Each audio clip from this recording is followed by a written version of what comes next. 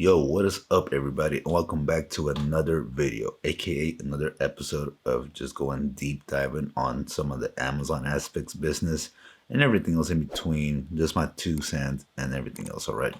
So, but without further ado, let's get straight into it and let's actually discuss on today's episode buy box suppression that happens with the Amazon FBA platform.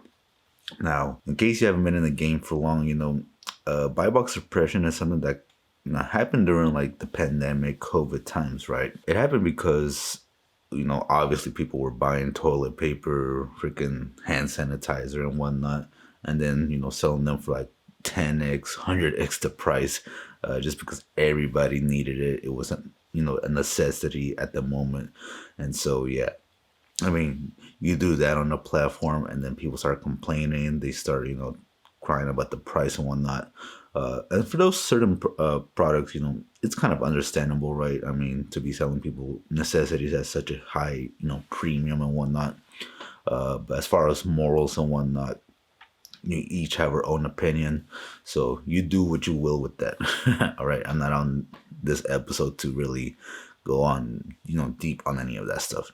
But more or less on this episode, like I said, I kind of want to go over buy box suppression, why it's complete crap, and why, just how to kind of like deal with it, how to manage it, and going forward, just, what to expect really. So, but like I said, again, this is something that happened during the pandemic times, when people were overpriced and stuff. And so Amazon introduced it because, to hopefully fix the price errors, they didn't want to just kind of, like force you to price your products a certain way, because they wanted a free, marketplace or whatever, I guess you could say. And so buy box suppression was, I guess, the way to kind of go, because if you don't know what buy box suppression is, essentially, when you're buying a product from Amazon, you kind of see for most of the time what you're gonna pay for that product immediately, right? So if you go on an Amazon page, let's say you're buying a book or something, the book is like, I don't know, $14.99 and whatnot. You'll see the price immediately, right? So you'll know what it is. That's the buy box for you. Now, what buy box suppression does is that, let's say you're gonna go buy that same book, but this time it doesn't show you an actual price what you're gonna pay for immediately. Instead, what it will do is it'll show up, it'll give you an option that, makes you click on what sellers are selling a particular product. And from there, you're going to see the different prices, what you're going to pay for shipping for each different seller and whatnot, or if it's FBA, just what the price is. And so you manually have to go and pick one of the sellers and pick their, available product and purchase it. Now, 10 out of 10 times, you're going to pick the cheapest one, all right? I mean, most of the times. And so that's basically what buy box suppression is they basically, suppress the buy box. They hide the pricing. And again, this is Amazon's way of kind of like not forcing, but forcing you to kind of lower your prices and, give the customer a cheaper price with the product. Now, for some products, this makes sense, right? I noticed when I've been selling some products, let's say a product was $20, a lot of sellers sold out, and so maybe you hop on the listing and you realize, holy crap, supply and demand, right? I'm the only seller. I can put whatever price I want to put because I'm the only person who has this product. So keep a chart will show that it was like selling at what, $20 and whatnot. Well, because I want to make some extra profit, I'm gonna price it at $40, right? Double the price, double the profit. And so what Amazon will basically do is suppress the buy box at that moment because, to them, it's way too pricey, right? It's way too expensive for the customer. But being that you're the only seller, regardless, you're the only one's going to pop up on that buy box, right? So it doesn't matter if it's suppressed or not. You're the only seller who's going to pop up. So certain situations like that, I guess it can kind of make sense because Amazon doesn't want you to overprice products, right? And so some of those are understandable because even if the price drops back down, you can always, guarantee that the buy box will probably come back, it won't be suppressed and whatnot. And so with that being said, at least then, you're going to make a certain amount minimum profit, even if you're not making double the profits and whatnot. So, which is kind of good because again, if that buy box can come back and, basically show the pricing, then the listing will do very well.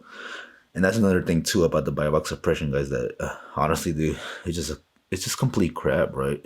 Like when a buy box gets suppressed, that product, like the rank, like the velocity, the volume, it just like goes down when it gets suppressed. Okay, and it's even worse when it's with products that they've been selling consistently for like $8 for the past years or whatever it may be, and then once it gets suppressed for whatever reason, like dude, the volume goes from like selling 100 units a day to like 10 units a day, right? So like the volume, you just see a massive shift in that volume when that buy box gets suppressed, which is crazy because I mean, especially if you're going like super deep on a product, I mean, it's just it sucks. It's like it's fucking bullshit.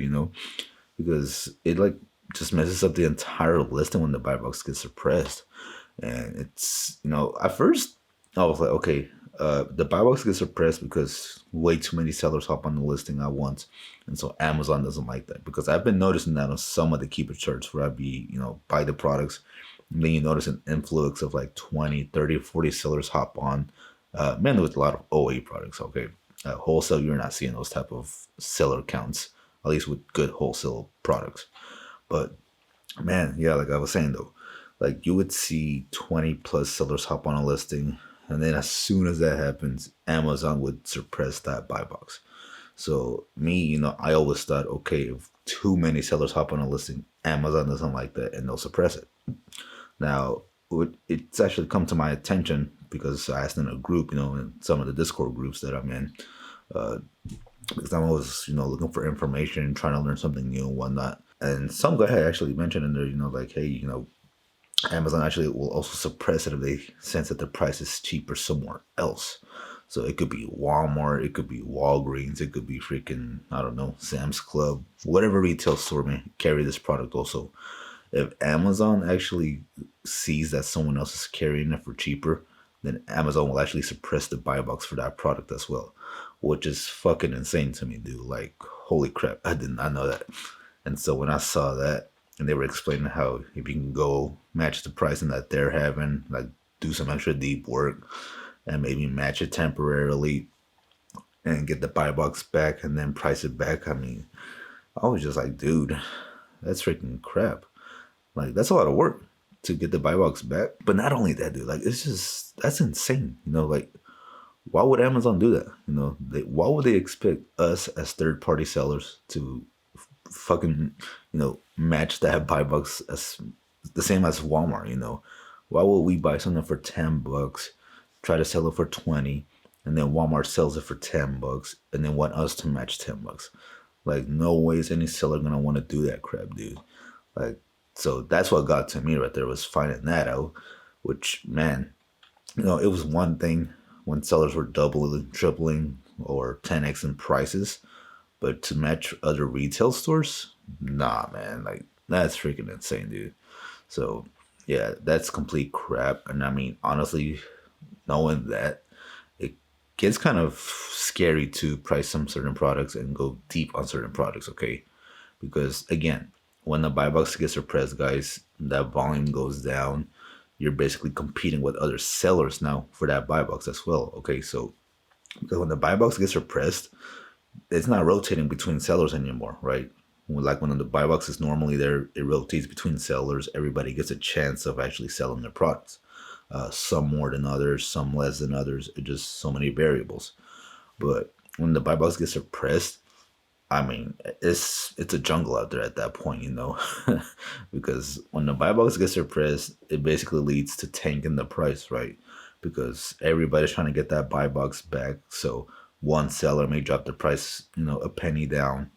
Another seller may drop it another penny down from that seller, and then someone may try to drop it 10 cents down from everybody else. And then one by one, everybody's just following the same guideline, just trying to lower that pricing in hopes of getting that buy box. Okay. Now, sometimes it can work, right? If you lower the price, maybe just by a penny or something, you may be able to get that buy box back. And I know repricers like Seller Snap will, do their best to try to regain that buy box by pricing your products what they were previously when they had the buy box. But dude, even then, it's just, I mean, honestly, it's almost nearly impossible to get that buy box back with some products. Like, there's some products that I'm looking at that I look at from time to time that I used to sell. Like, especially like last Q4, there was one particular product where I literally went like 2,000 units deep on that product because, the buy box is very good. It was Q4 volume, so that thing was literally selling. And yeah, that buy box was lost in like, I think March, April of this year. And ever since that day, it has never recovered. Like, dude, it just, I remember I had a few, like, less than 100 units still in March. Not from that purchase of last year, but like from a new replan stock. But yeah, it was pretty hard, if not nearly impossible, to almost get rid of that product. So I literally had to lower the pricing just because there was a lot of sellers in that listing. And again, I think that product got suppressed because too many sellers got on. But now, knowing what I know, it probably had to do with the retailer having it for so much cheaper because, it's just, that's insane. But yeah, so, like, dude, selling products like that where you just have to fight for that buy box.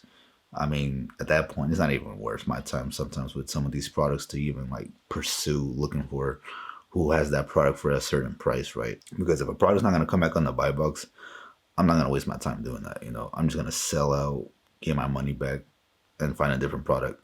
And maybe, hopefully, down the road, certain products get their buy box back, and then maybe it's worth jumping back onto. But man, it's almost a done deal with some of these products when that happens. So, but going over that, saying this, some few ways that you can, fight buy box suppression.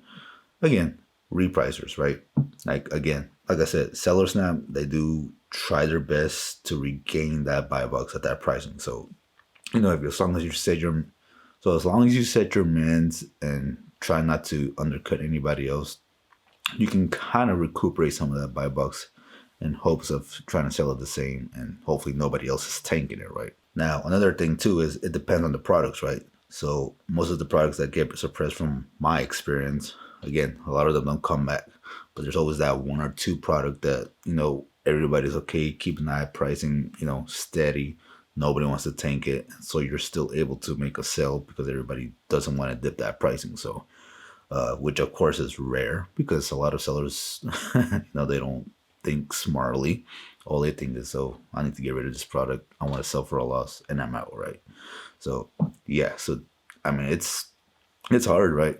And it's important to be prepared for cases like this. Okay, so if a buy box gets suppressed like this, chances are you need to be ready to liquidate that product. If I'm being honest, like, even if it means you break even, if you lose a few cents, maybe $1 or something, it's better to liquidate it and get your money back. Just because, you could put it into other products. Now, some sellers will be like, yeah, I don't mind waiting a few days. Maybe it comes back. Nothing wrong with that either, right? If it has some volume as well, and it has decent volume, then maybe it could be worth waiting. If it sells like 10,000 units a month, then it probably could be worth waiting. But even then, you're gonna be holding the bag for a while, guys. All right, so just be careful. Because like I said, worst case, everybody's gonna start tanking it. Everybody's gonna start losing money. And again, this is just assuming that you're hoping that the buy box comes back. Because again, on some products, that buy box is not coming back, dude. Like, it's a done deal with some of these products. So, but like I said, man, it's freaking crazy, dude. Like, Amazon really expects us to match Walmart's pricing or Dollar General's pricing or whoever's pricing. Okay, so that's just complete crap, man. Like, dude, it literally just ties up money from you that you don't need to be tied, because, like I said, you just competing for that buy box again, and nobody wants to be doing that. So it's just complete garbage. I don't, like, Amazon, get your shit together, dude, because seriously, man, like I said, I understood when people were, during the pandemic, it was needed for certain situations, okay, but no way we're gonna match freaking Walmart with some of this pricing, dude. Like, it's just not gonna happen. So please get your crap together, fix the situation, do something about it. Because even on certain products where the buy box has been complete steady for years, months, whatever, it just goes suppressed for no reason. Like, dude, that's insane, dude. Like, why are you messing with this listing now? Like, what the hell is wrong with you, dude? Everybody was making some money, making their bread, getting their profits in, and then you want to come in there and just screw it up for everybody. Like, that's just freaking stupid. Like, please, man. Yeah.